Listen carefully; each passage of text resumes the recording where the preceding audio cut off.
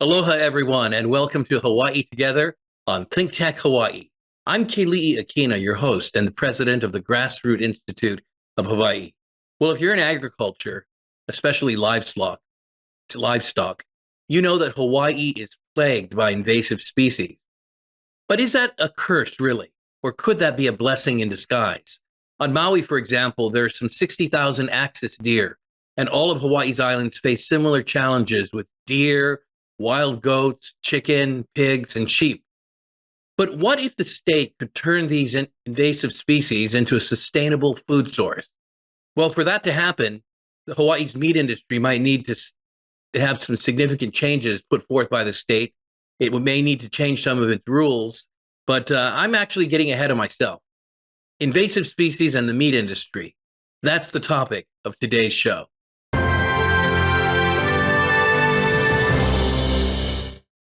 Joining me today is Bryan Mayer. Bryan is the nationally recognized educator and butcher. He works with the Savory Institute, a nonprofit organization in Boulder, Colorado, and it's dedicated to regenerative and holistic farming and ranching. Bryan also recently worked with Maui Nui Venison as it worked to turn Maui's axis deer problem into an opportunity. Bryan, thank you so much for joining us today. I'm looking forward to hearing from your expertise. It's nice to have you on the program. Yeah, thank you very much, Aloha, and I appreciate you having me here this afternoon. Well, you're nationally recognized, but we're proud to have you as a Hawaii resident here on the island of Oahu. Let me start with a little bit of a background for our viewers. Can you tell us a bit about yourself and how you got involved in Hawaii's meat industry? I got involved probably about 2015. I had made the acquaintance of one of the founders of a company that's no longer in existence, unfortunately, Kanoa Cattle Company. And we worked from afar for a little bit, for about 3 years or so. And finally, in October of about 2018, they asked me to come over, and I jumped at the opportunity. And I've been here ever since. It's been an incredible journey and an incredible experience. You mentioned to me earlier that you've been involved in livestock industry for much of your life now. And as your career has advanced, you're moving from the stage in which you're actually hands-on and more involved in consultation and teaching others. Yeah, I think, somebody, a very wise elder told me once that, you should hope to get to the stage where you're more valuable for what you know than what you can actually physically do. And I think maybe I'm approaching that point, as the younger folks come up and they're faster and quicker and all of that. So, yeah, I think in order for our industry to grow and thrive, not just survive, we need advocacy. So I'm happy to do what I can in that. Well, we definitely need to be growing that level of expertise. That's important in all industries. I'd like to hear a little bit about the industry as a whole before we jump into any particulars. Here in Hawaii, people generally know that we raise beef, although I'm surprised. I run into people all the time who are simply unaware of our cattle industry in the state. Some people do know that we send cattle to the mainland, and yet there are also other animals that we raise here in the state. Can you kind of give us a little bit of an overview? Yeah, well, we've obviously got a thriving cattle industry here, and you are correct in thinking and saying that a majority of those animals do get sent to the continent as stockers and feeders and that sort of thing. And that was part of Kanoa Cattle Company's mission, was to incentivize the ranchers to keep more of those animals here, feeding Hawaii. The system of raising an animal here to a certain age, shipping it to the continent to be slaughtered and processed, and then importing it back in it's crazy, right? Not only for the welfare of the animal and in the environmental implications of that, but just from a cost perspective.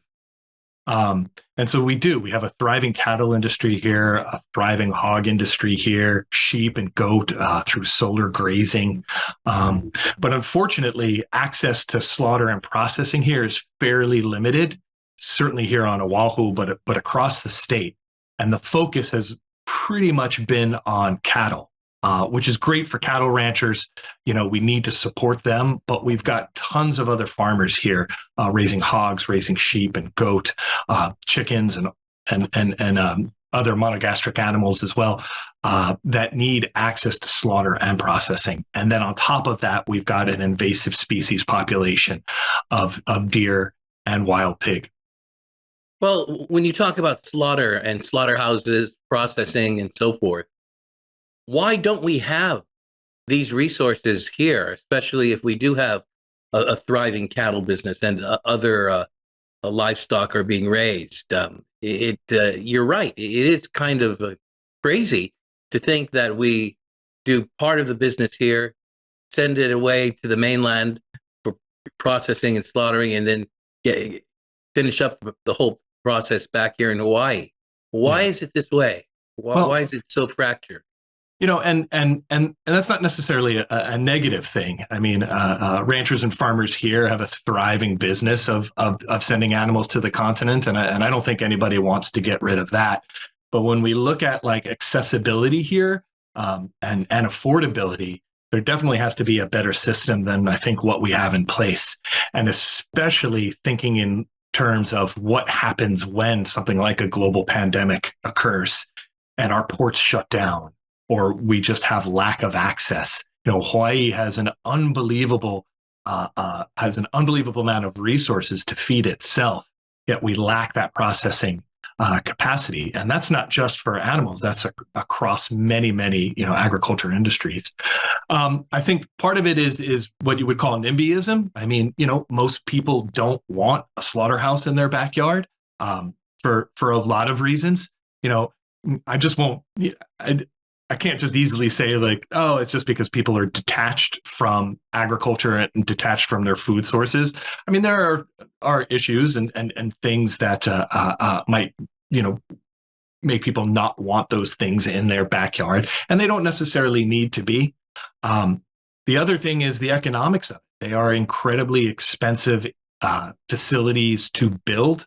And then the regulations make it very, very difficult for small processors to adhere to the record keeping and the bookkeeping and all the things that are necessary from a government standpoint to produce a wholesome and safe product. And that's the main thing, right? Like we want an outlet for these animals, but they need to be slaughtered and processed in a way that's wholesome and safe. Well, we'll come back to that a bit. I hear you saying that there is a movement afoot that people don't necessarily want to have slaughterhouses near their residences, not in my backyard, as you put it. But when I think about that, I think of the Big Island, and somebody's got to have an awfully large backyard if you're talking about the massive Big Island. I can think of lots of places where you'd be out of the sight of public. And if you located some slaughterhouses, and you spoke about the economics of it, that's true with virtually every industry in our state. Sure. The costs and the inflation we've experienced. But in particular, I'm interested in what you have in mind, and I'll come back to that later on when you talk about government regulation. We are hearing in industry after industry that that's a huge barrier in being able to provide the kind of resources needed for industry to survive. But first, let's go back to some other animals before we get too far along. Mm-hmm. The axis deer in particular. These deer have been on the islands for more than 150 years, but their population has gotten out of control. Can you speak to what the government and the community are doing about the issue of the axis deer? Sure. And just to back up a little bit, whether they're a wild animal or whether they're farmed and raised, right? It's all about management. Nature has a way of managing wild species through apex predators and things like that. And we've kind of taken what we've learned from nature and applied that to how we have domesticated and raised livestock. We move them around, kind of mimicking what they used to do in the wild. Back on the continent when we had in excess more buffalo roaming or bison roaming than we have livestock or cattle right now. So we can mimic those types of things, and so I think that's really important when you look at what's happening across the state with, say, the wild deer population. There are no large apex predators, so there's no way to manage the density, the size of those herds. So left unchecked, like they mostly have been, they're an ecological nightmare. They clear cut pasture. This type of breed of deer, which is a Southeast Asian breed, evolved on grassland. So unlike deer that people might know from the continent that are kind of browsers, that eat low-hanging vegetation and things like that. This particular breed of deer can thrive and survive just on grass alone, and so that's a huge issue for farmers here, especially ruminant farmers, sheep and goat and cattle farmers. That's feed. Importing feed is such a huge cost and such a burden that it can't enter the equation. So that's a food source for those animals, for both the deer, but also for the cattle, the sheep, and the goat that can disappear. And then you're talking about runoff, right? Those rooting systems, that grass that holds on in the grass that holds on to that soil, and so you see a lot of runoff that happens as well. And then just the eating of native plants and native species that could potentially go extinct. Now, throughout the islands, are there similar efforts to turn wild goats, pigs, and sheep into food sources as well? Well, I think the will is there. It just again comes down to the economics of it. These wild animals fall under a classification called non-amenable species. So your amenable species, according to the USDA, are domesticated sheep, goat, beef cattle, hogs, chickens, things like that, right? Anytime you have these sort of wild animals, bison, deer, antelope, elk, those fall under non-amenable species. And so that requires a different level of oversight, if you will. It's not less safe or anything like that. It's just different. And with that comes excess costs. I mean, the operation and the costs that are associated with harvesting and processing wild venison is huge compared to what occurs, say, in a normal slaughter facility. Because you're actually going out and having to hunt those animals, as opposed to those animals being raised, brought to you, and then going through that system in a slaughterhouse. Have you seen any kind of resistance from the public to using more wild game as a food source?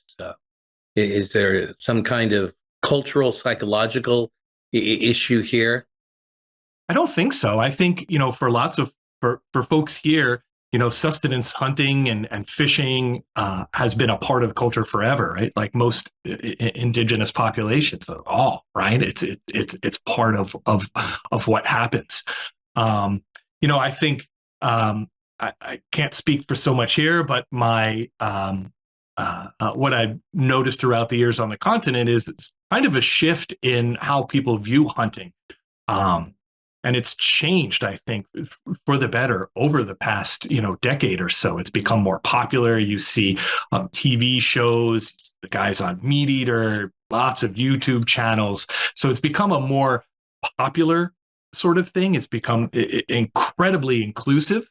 And I think it's drawing more people's attention to other sources of protein that aren't just domesticated animals, sheep, goat, cattle, hogs, that sort of thing. You recently wrote a piece in Civil Beat. I commend you on that. You discussed something that could be part of the solution, a meat inspection program operated by the state. How is meat currently regulated by the state, and what would the benefits be of a new program? What are your suggestions? Wow. How much time do we have? Well, So up until I believe, and please somebody can correct me if I'm wrong, up until about 1977, states, a lot of states operated under a state inspection program, and meat inspection kind of, you know, uh, it's been around for quite some time, and really the idea is to make sure that we're producing a wholesome, safe product.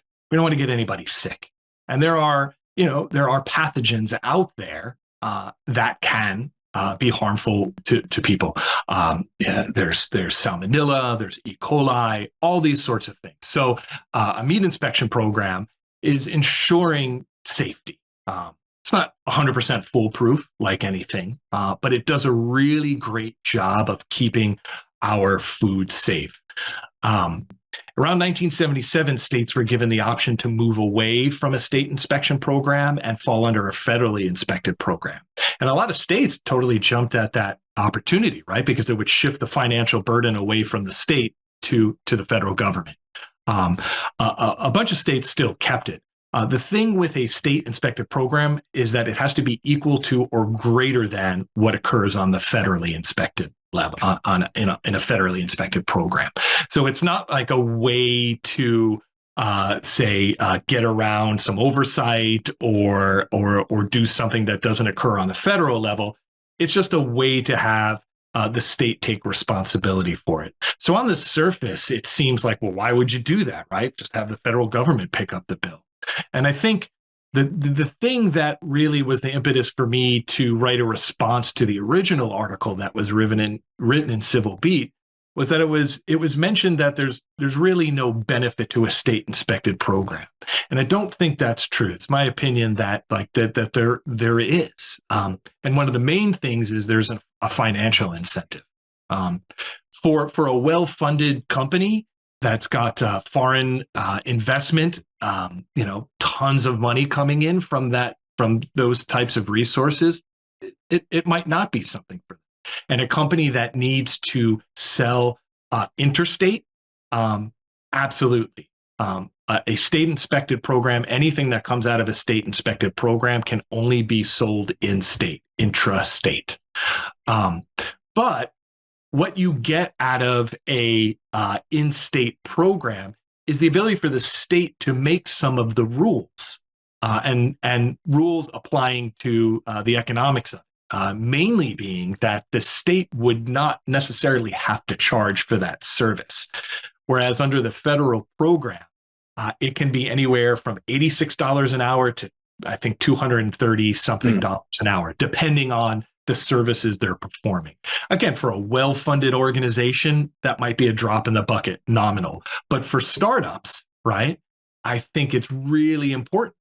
And you can't just have one player, right? That's not a food system, right? We see what consolidation has done for the meat system, for the meat industry on the continent and across the country. It's not good, right?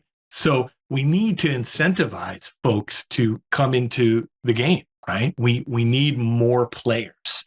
And so I think having a reduced financial barrier is important. And also, I think, I think I refer to as folks with skin in the game. Your state inspector might be somebody that lives in your town, right? They may be your neighbor, right? They're going to be, I think, and we've seen this, and there's plenty of studies out there that have shown this. Surveys taken from meat plants and workers in meat plants all over the country, where they find that it's just easier to work with a state inspector, right? They may care a little bit more, less of an adversarial relationship, the federal system. And look, I have had the opportunity to work with many great USDA inspectors throughout my career. This is not like the federal system is bad, state is good. But, the federal system has been more of a system of enforcement than helping plants get better at what they do. And I think that's where a state system can really shine. Well, I would agree with you that the local state would have the greater incentive as well as context for really getting behind the industry and building the industry rather than just regulating it. Now, Yeah. related to this was House Bill 1382 in the legislative session that just ended, and that has passed, at least on the legislative side. It's sitting on the desk of the governor now. Yeah. You know about this bill. Tell us about House Bill 1382, and do you think Governor Green is going to sign it? Now, is this there were a few, so excuse me if the numbers I'm not recalling, but we're speaking of funds being set aside to build a slaughter facility. Right. Yeah, as you had mentioned before, the shortage of such facilities here in the state. Some $4 million. And so again, for some context here, we have got one facility here, a brick and mortar, if you will, on Oahu. There's a facility in Kauai. Maui has a facility too, I believe. Again, correct me if I'm wrong. And Hawaii Island has a handful. The two largest facilities in the state on Hawaii Island and here on Oahu is owned by one individual. That individual only cares about cattle production, and so has essentially locked out all sheep and goat producers, and it's my opinion eventually will lock out hog producers. They have severely restricted the amount of time that hog producers can bring their animals to slaughter. I will also mention that those two facilities are nowhere near operating at capacity, something like half.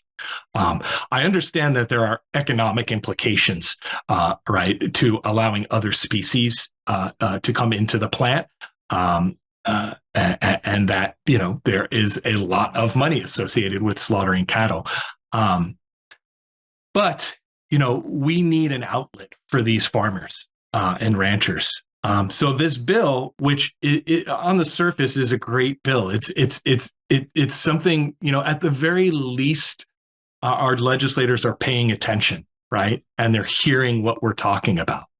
I didn't think it went far enough. I know it's crazy to say, but I don't think $4 million is enough. You know, you know, the money's there. You know, I think I said in what I wrote, it's not necessarily about money; it's about the will. And we need to take care of these ranchers and farmers, and so we need to create these places where they can bring these animals to. There's another really on the federal level. There's another bill that's been going around, and it's been dubbed the Prime Act. And that was put forth by, I think, Representatives Massey and Pingree, I believe, on the House side, and I think on the Senate side, it was Representatives King and Paul. And one of the main things that bill did was offer up custom facilities to allow them to slaughter and process. And custom facilities operate basically under the guidelines that they can take an animal in from a farmer, and they can slaughter and process that animal only for the farmer and their family. And what the Prime Act would do is allow these custom facilities then to slaughter and process that animal for retail, hotels, restaurants, institutions. I don't know if I wholly agree with that as it's written, because I don't think all custom facilities are ready for that. And I do think there needs to be some guidelines and some guardrails in there so we can continue to produce safe, wholesome food. But again, these things are being talked about. Sure. Bryan, if I could get your attention for a moment. Yeah, sorry. I made a mistake earlier and fed you the wrong bill number, 1382. That one is actually about the donation of protein from meat to those in need, which is something that is prohibited right now. Could you comment about that a little bit? That got passed as well. Yeah, I mean, we saw during the pandemic, right, that the need for food. When I was with Maui Nui, I forget what the number is, but we're talking tens of thousands, you know, maybe even close to 100,000 pounds of venison being donated to the food banks on Maui. And it's a really, really important thing, especially for our most vulnerable citizens. And Yes. so to allow something like that to happen is really important. To me, it's mind boggling. Again, a lot of these things kind of get talked about in a vacuum where they're siloed into these things where it's just that issue, but there's a whole host of issues that exist around it. So when you look at our public schools here and say like, well, obviously like things like why isn't there, more ulu on the menu, and why isn't there wild venison or wild hog, being served on those menus there? And it's not just about the access to it. It's about the schools and their kitchens, and can they prepare it, and can they do all those sorts of things. And so I applaud the legislators looking at these issues, but I think we've got to look at them also on a more broad basis as well. Bryan, in closing, what do you think the most important thing to do about meat availability here in the islands is? Well, what would you suggest to our legislators? Oh, we've got to reduce barriers, right? So we've got to make it more economically feasible for folks to enter into the system. So whether that's more bills that will help build and fund these facilities, and not just build them. We love shiny new things, but these things have to operate, right? So what happens after year 1, right? We've got to look to year 5. How can we keep these things thriving? We need more education. So, and that education, I truly believe, needs to come through the community college system, right? So we need to train young professionals, young chefs. We need all these things because you look at these 4-H kids. What are they going to do, right? Are they going to leave here and go raise animals and go farm back on the continent? No, we need to incentivize them to stay here. And if I were a young farmer right now, especially if I were a young hog or sheep or goat farmer, it looks kind of bleak.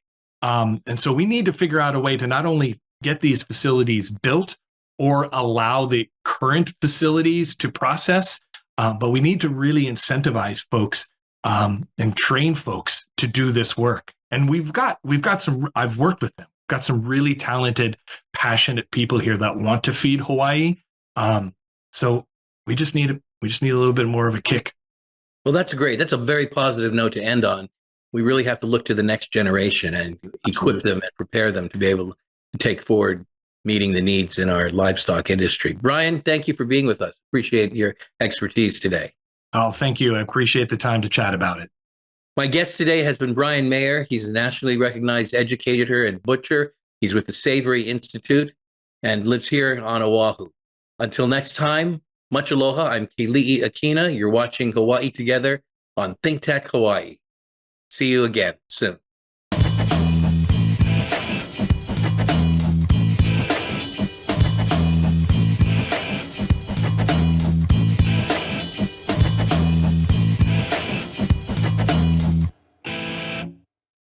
Thank you so much for watching Think Tech Hawaii.